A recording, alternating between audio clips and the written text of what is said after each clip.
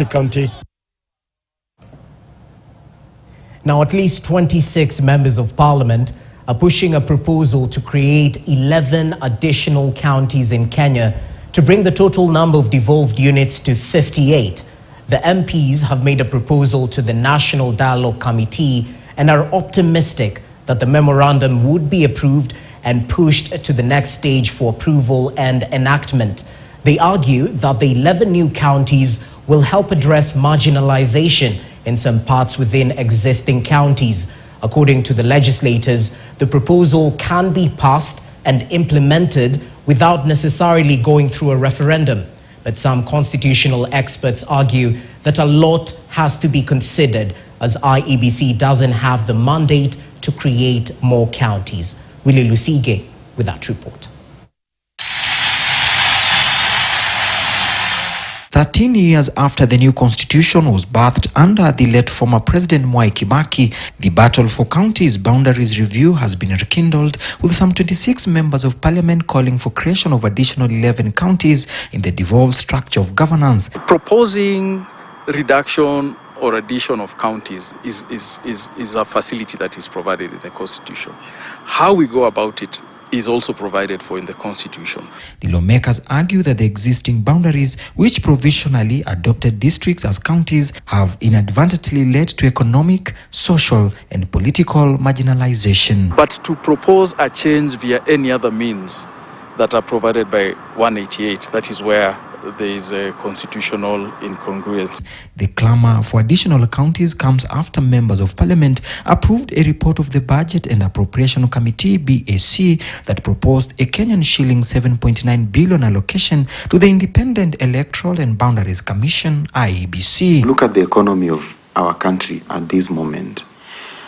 We do not want more burdens. In a memorandum presented to the National Dialogue Committee, NADCO, the 26 lawmakers led by Chairman Marwa Kitayama, Member of Parliament for Kuria East, the lawmakers want the creation of Kuria, Teso, Mount Elgon, East Pokot, Mwingi, Gucha, Suba, Ijara, Nakuru West, Wajir South and Nyambene to be additional counties. This means that should the proposal be passed and adopted by Kenyans, there will be 58 county governments. We have not even done 100% implementation of devolution as is envisaged in the constitution. In this way, one, functionality. We find a fully devolved function, but the national government still sort of holds on to, if not the functions, the bigger chunk of the cake.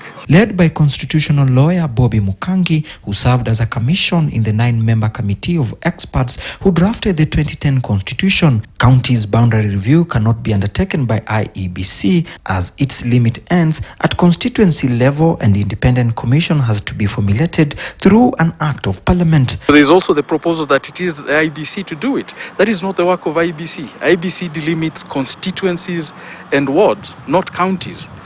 And then maybe it gives birth to the formation of this commission that will look at the boundaries as are right now. The commission must collect views from members of the public and have solid reason why the 11 new counties should be created. Why should we have 11 more county governments that would end up adding an extra budget to the public coffers, which is already bloated? If you want a county to be formed, say, in the northern part of Kenya, it doesn't mean that the Kenyans in the southern part of Kenya are not interested in that proposal. That's why the way the constitution looks at it is a national conversation through this commission and the proposals which eventually Parliament also either endorses or refuses to. As it seems, the county's boundary review is not a walk in the park, with experts suggesting there are other better accountability options rather than increasing the number of counties.